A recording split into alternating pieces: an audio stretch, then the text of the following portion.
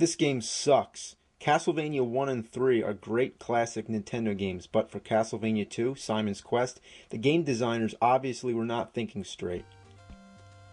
At first, it seems like a pretty decent game, a little different from the first in the series, but that's okay.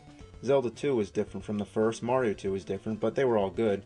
The first thing that's strikingly different is the fact that you have to go through towns, talk to people, and buy stuff.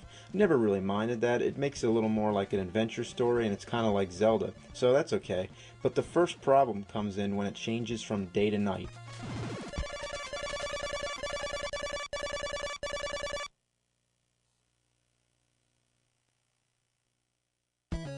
Why does this need to happen so often? Like every 5 minutes? Why does it take so long? Nobody feels like sitting through this every time. How would you like it if you were playing a game and then every 5 minutes I came over and paused it, then counted 10 tedious seconds and then let you continue to play the game?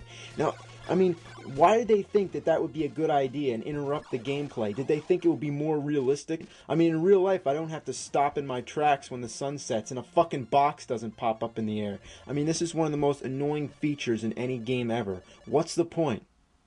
Yeah, I mean, the monsters are stronger at night and the stores are closed, but why is that necessary and why does the game have to stop? It's fucking retarded. And why do you have to die when you fall in the water? That's the stupidest thing I've ever seen. This guy can go all over fighting hordes of evil monsters, but he can't even fucking swim?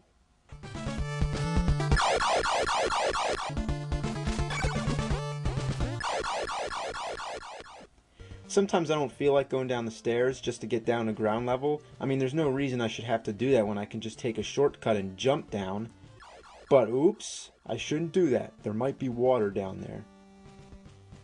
Another thing that's really annoying about this game is the fact that you have to buy weapons and items. I mean, still, it's not uncommon. You know, like I said, that's the same thing you have to do in many great games like Zelda, but let me explain.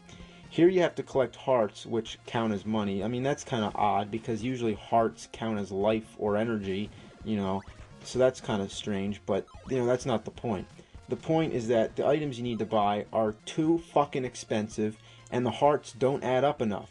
It takes too long to get enough of them to buy something, and it gets boring wandering around killing the same monsters over and over again just so you can buy a flame whip or something.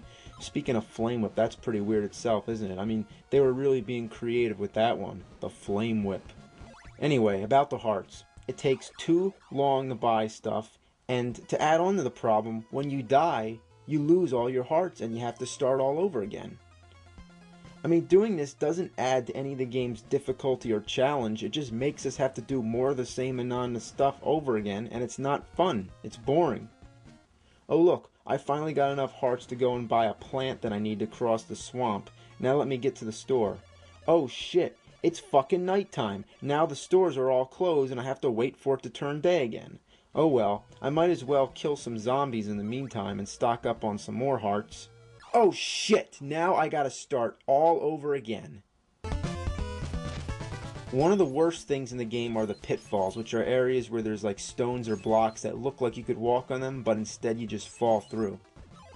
It's impossible to tell where these spots are the first time walking through, so you just have to keep throwing holy water all over to see where they are. It's retarded. Why should I have to do that? Again, it doesn't add up to any of the fun, or challenge of the game. It's just unfair and it's annoying. In the dungeons, there's no bosses at the end, which is a big disappointment. Every Nintendo gamester knows that at the end of a level or a dungeon, labyrinth, or whatever, there's always supposed to be a big guy who you fight. But here, they just got lazy and only put a few bosses in the game and left some of the dungeons just empty, like this one. So most of the dungeons you go through, the mansions to be exact, there's nothing at the end except for a crystal orb that you can't touch. In the rest of the Castlevania games, the tradition goes like this. You fight a boss, you defeat him, then an orb comes down, and you touch it. There you go, on to the next level. But in Castlevania 2, how would you ever figure out that you're supposed to throw an oak stake at that orb?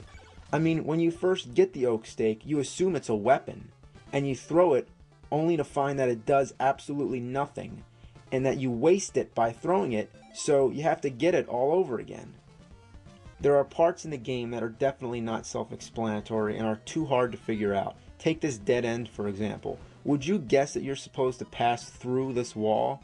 How? You have to kneel down by it for like 10 seconds. Now still, that's not enough to make it so cryptic and hidden that we can't figure it out. Oh, please give us more for our buck and make it harder so we can wander around the whole game and exhaust every possibility before we find out. Okay, guess what? You need to have a red crystal selected and be kneeling down and wait a little while before this magic tornado comes and takes you to the next part of the game.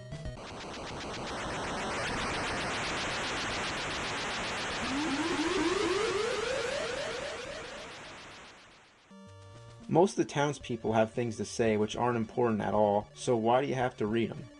Here in the dungeons, there's books that you may find which actually give you clues about things in the game that you may need to know about.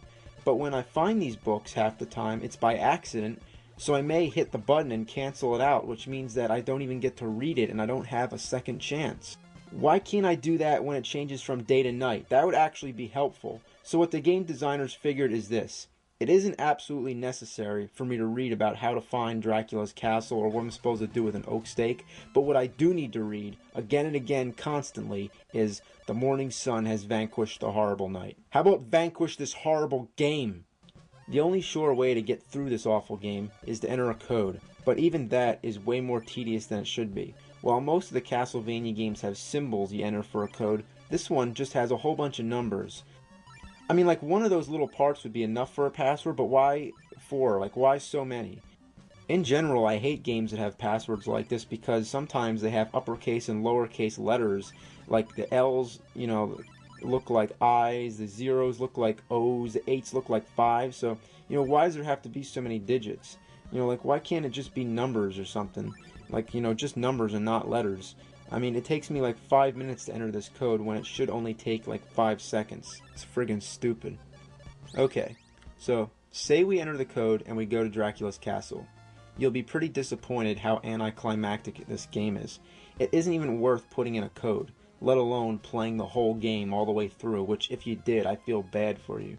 I mean, first of all, there's no enemies in Dracula's castle. You just walk all the way through, and the only obstacles are just like going up and down steps, which won't hurt you, and they aren't challenging either. They're just tedious.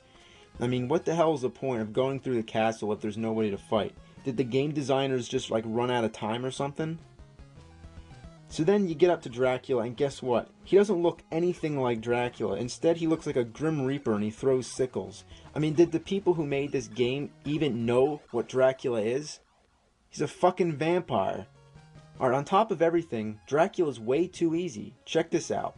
This is a trick that I discovered myself, and so could you without the help of any strategy guide.